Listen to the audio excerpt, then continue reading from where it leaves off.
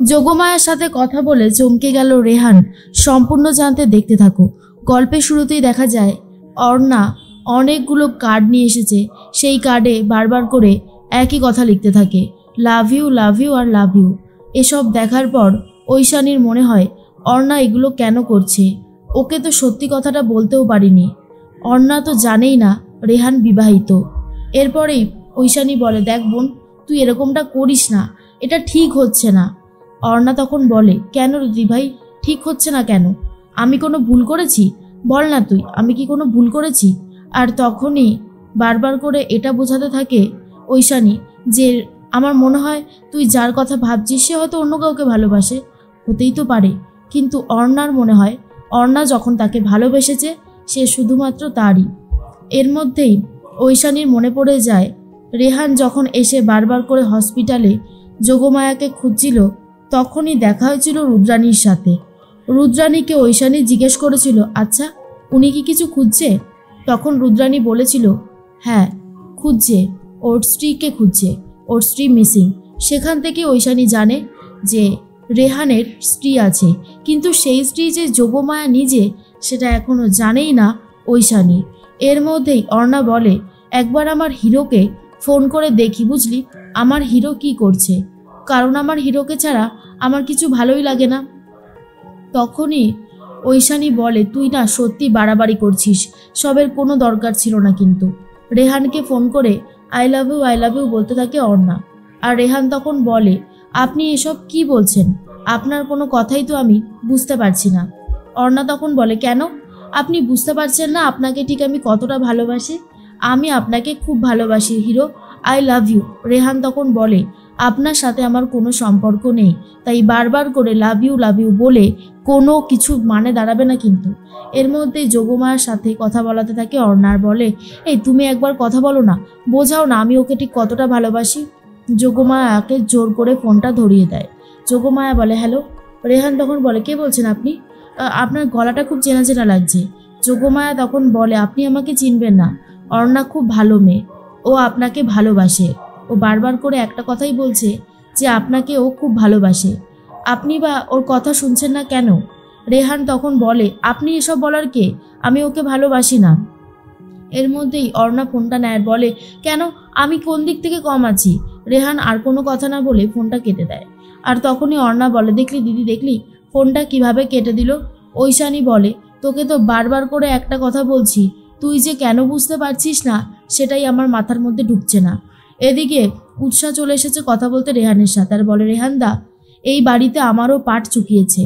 রব তো এখন অন্য মেয়েকে বিয়ে করার জন্য একদম রেডি, আর আমার খুড়শ্বশুরও এখন আমার বিরুদ্ধে চলে গেছে, আর কিছু বলার নেই। তখনই রেহান রবের কথাই বলে, আর বলে, জানি না কি হবে, তবে যোগমায়া ফিরলে হয়তো সব ঠিক হয়ে যেত।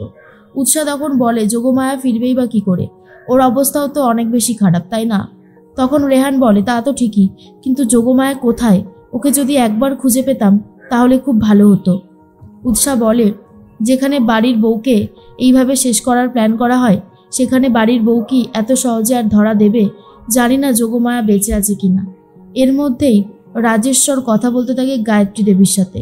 গায়ত্রী দেবী বলে, আমি ডাক্তার ঐশানী বাড়িতে গিয়েছিলাম, কিন্তু ওটা যোগমায়াও হতে পারে, আবার অন্য কেউ হতে পারে।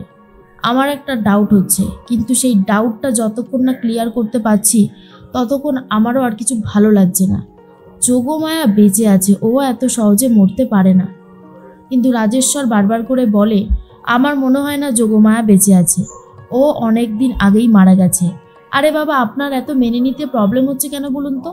গায়ত্রী দেবী বলে, কারণ আপনার থেকে আমার অভিজ্ঞতা অনেক বেশি রাজেশ্বর। আর তখনই রাজেশ্বর বলে, কিন্তু আমিও বলছি যোগমায়া বেঁচে নেই, যোগমায়া বেঁচে থাকতে পারে না, এত সহজ না সব কিছু, গণ্ডগোল তো কিছু একটা রয়েছে, তবে অন্য দিক থেকে। এরপরেই তখন গায়ত্রী দেবী বলে, হসপিটালে আপনি কি নিশ্চিত যে আপনি যোগমায়াকে দেখেননি? রাজেশ্বর বলে, না আমি দেখিনি। তখনই প্যামেলা বলে, আমার কেন জানি না মনে হচ্ছে রিসেপশনিস্ট যেটা বলছে সেটা ঠিকই, যে যোগমায়া বেঁচে আছে, হুইল চেয়ারে যোগমায়াই ছিল।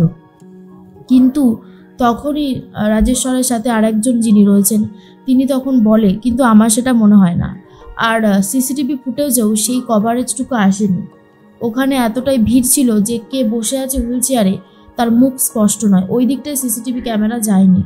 এরপরই রাজেশ্বর বলে, তো সহজে সব কিছু হতে পারে না, আমারও কেমন একটা ডাউট হচ্ছে। অন্যদিকে দেখা যায় একদম রেডি হয়ে গেছে পরীক্ষা দিতে যাবে বলে যোগমায়া ঐশানীকে নমস্কার করতে যায়। ঐশানী তখন বলে, আরে যোগমায়া কি করছো, নমস্কার করছো কেন?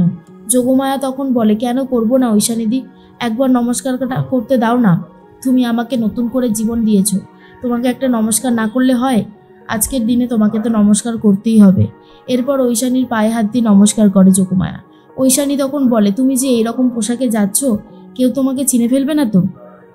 যোগমায়া বলে, না না, তেমন কিছুই হবে না, আশা করি আমি সবটা ঠিকঠাক করতে পারবো। কিন্তু ঐশানীর যথেষ্ট চিন্তা হচ্ছিল। এর মধ্যেই ঐশানী বলে, ঠিক আছে, সাবধানে যেও, অল দ্য বেস্ট। এরপরেই যখন যোগমায়া বাড়ির দরজাটা খুলে বেরোতে যাবে তখনই একজনকে দেখতে পায় আর তাড়াতাড়ি করে আবারও ফিরে এসে বলে, ঐশানীদি, বাড়ির বাইরে মানে দুদলা মনে হয় এসেছে, একজন রয়েছে আর কি। ঐশানী তখন বলে, কই দেখি। এরপর ঐশানী এসে দরজাটা খুলে দেখতে থাকে আর দেখে বলে, যোগমায়া, আমি এই মানুষটাকে কোনোদিন আমাদের ফ্ল্যাটের বাইরে দেখিনি, কেন জানি না মনে হচ্ছে ও তোমার খোঁজেই এখানে এসেছে, এই জন্যই বললাম তুমি তোমার পোশাকটা বদলে নাও, তুমি নার্সের পোশাকটা পরে নাও। এরপর যোগমায়া বলে, ঠিক আছে, তুমি যখন এত করে বলছো তখন আমি অবশ্যই এই পোশাকটাই পরছি। এরপর নার্সের পোশাক পরে নেয় যোগমায়া আর তখনই বলে, এবার আর চেনা যাচ্ছে না তো? তখন ঐশানী বলে, না আর চেনা যাচ্ছে না, আর কোনো অসুবিধাও নেই, এবারে একদম ঠিকঠাক লাগছে।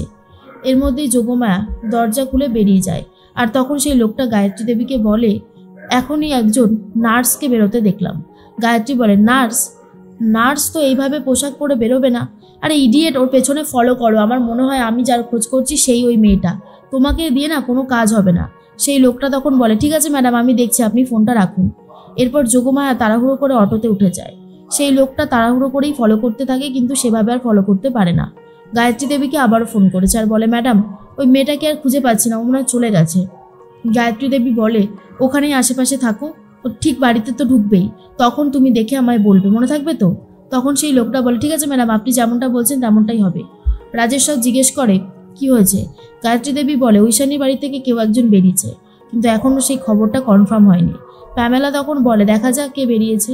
রাজেশ্বর চ্যাটার্জি যথেষ্ট চিন্তিত রয়েছে আর ভাবছে কি করে এটা সম্ভব। অন্যদিকে যোগমায়া অটোতে করে রয়েছে আর সেখানে একজন গুন্ডা কথা বলতেছিল আর সে যোগমায়াকে দেখে ভয় পেয়ে যায় আর বলে, এই তো সেই মেয়ে। আর এদিকে যোগমায়া বলে, ইস, কখন যে পৌঁছাবো, দেরি না হয়ে যায়, আজকে আমাকে ঠিক সময়ে পৌঁছাতেই হবে, কারণ আজ আমার পরীক্ষা, আমাকে এই পরীক্ষায় পাশ করতেই হবে, যারা আমার সাথে এত বড় অন্যায় করেছে তাদেরকে শাস্তি দিতেই হবে।